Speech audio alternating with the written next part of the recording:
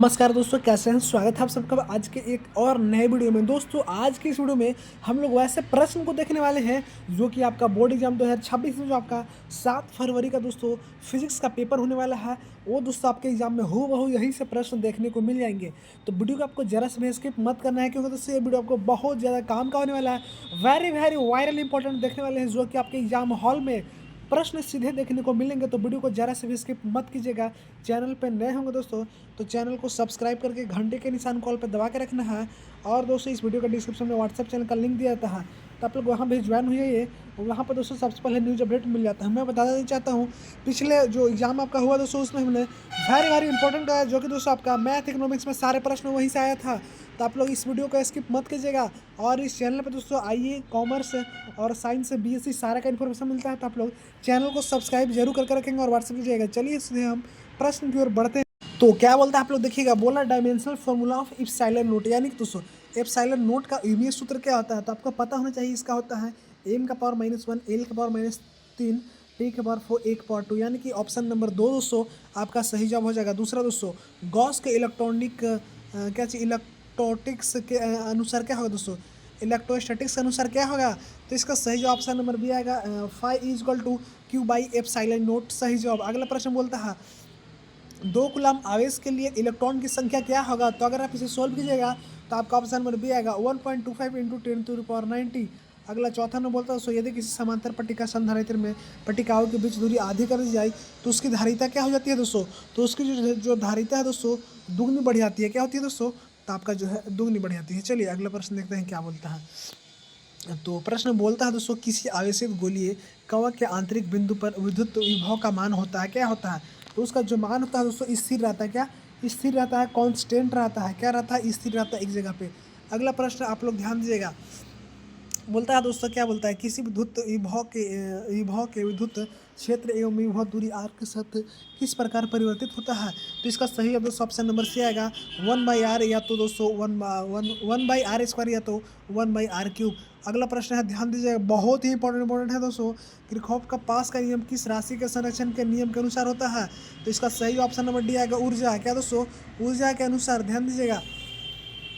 अगला प्रश्न बोलता है दोस्तों क्या बोलता है, विद्युत क्षेत्र जो है इतना 2.1 इंटू 10⁻10 वोल्ट पर मीटर में एक आवेशित कण का अपवाह वेग इतना है दोस्तों। कण की गतिशील का मान क्या होगा, आप लोग इसे सोल्व कीजिए, फॉर्मूला पता होगा।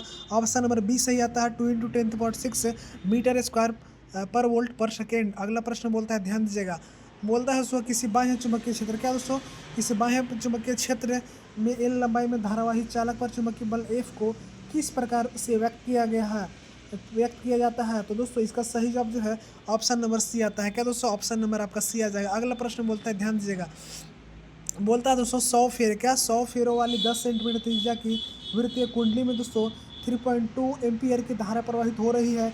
कुंडली के केंद्र पर चुंबकीय क्षेत्र का मान क्या होगा, तो इसका सही जो जवाब है दोस्तों आपका ऑप्शन नंबर ए। क्या ऑप्शन नंबर ए आएगा। अगर आप लोग सब्जेक्टिव का डिमांड कीजिएगा तो सब्जेक्टिव लिख दीजिएगा, और इस वीडियो में 20 लाइक आ गया तो आपके लिए दोस्तों मैं वो भी कराने को तैयार हूँ। चलिए अगला प्रश्न देखते हैं, जो कि सीधे आपके एग्जाम हॉल में वहीं से प्रश्न देखने को मिलेंगे।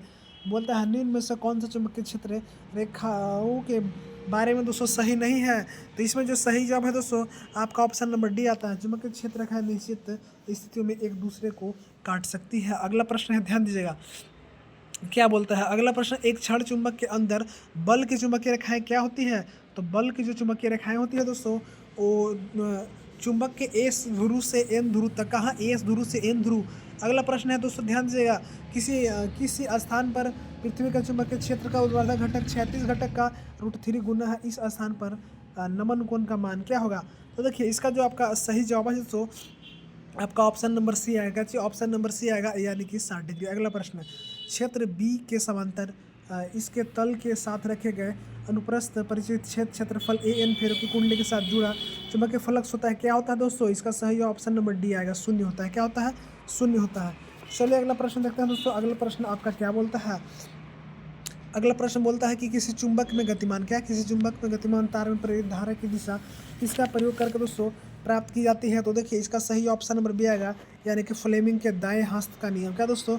दाएं हाथ का नियम। अगला प्रश्न है, यदि प्राथमिक, क्या दोस्तों? यदि किसी प्राथमिक एवं द्वितीय कुंडली में फेरों की संख्या प्रत्येक में दोस्तों 2 गुनी बढ़ जाती है तो अन्योन्य प्रेरक तो क्या होगा? तो इसका सही जो जवाब है दोस्तों, आपका ऑप्शन नंबर ए आएगा। दोस्तों मैं लिख कर देता हूँ, 2000% यही प्रश्न यहीं से आएगा।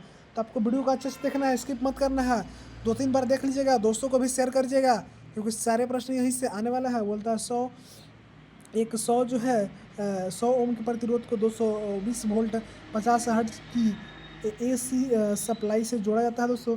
तो परिपथ में धारा का वर्ग जो माध्य मूल मान क्या होगा? तो इसका सही जो ऑप्शन नंबर सी आएगा, 2.2 एम्पियर। क्या 2.2 एम्पियर? अगला बोलता है श्रेणी LCR परिपथ में सप्लाई वोल्टेज एवं धारा के मध्य काला कण होगा, क्या होगा? तो इसका सही जवाब दोस्तों आपका ऑप्शन नंबर सी आएगा। क्या ऑप्शन नंबर सी आ जाएगा। अगला प्रश्न बोलता है दोस्तों, निम्न में से किस विद्युत चुंबकीय जो है तरंग की आवृत्ति महत्तम होती है? तो इसका सही जवाब आपका ऑप्शन नंबर डी। क्या ऑप्शन नंबर डी आएगा? ऑप्शन नंबर डी आ जाएगा दोस्तों। ध्यान दीजिएगा।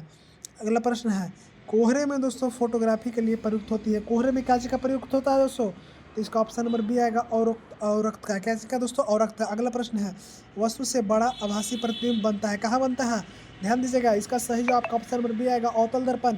ये बहुत ज़्यादा इंपॉर्टेंट है, क्योंकि आप लोग 10 क्लास में भी पढ़े होंगे और आपका एग्जाम में भी आने वाला है, तो देख लीजिए आप लोग।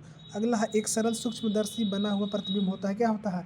तो इसका जो सही जवाब है दोस्तों आपका ऑप्शन नंबर आएगा ए। क्या ऑप्शन में? काल्पनिक व सीधा।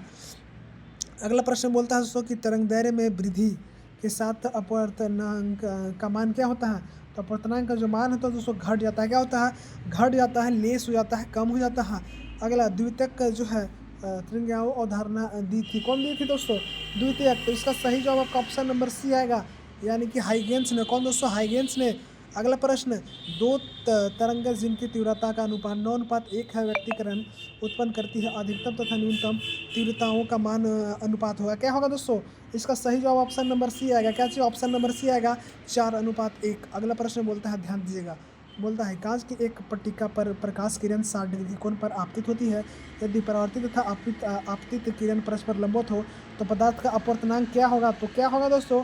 आपका जो सही जवाब ऑप्शन नंबर बी आएगा, √3 आ जाएगा। आप लोग देख लीजिएगा।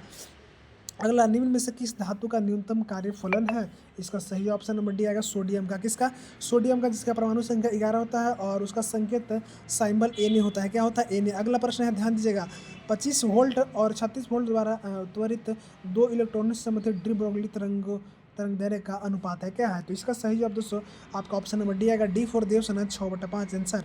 अगला प्रश्न है, परमाणुओं का बोर मॉडल क्या है? तो इसका सही जवाब दोस्तों ऑप्शन नंबर ए आएगा, यानी कि मानता है कि इलेक्ट्रॉन का कोणीय संयोग जो है क्वांटीकृत होता है। क्या चीज? क्वांटी। अगला देखिए, सबसे आसान प्रश्न है दोस्तों, बोल रहा है कि रिवर्ड, क्या चीज?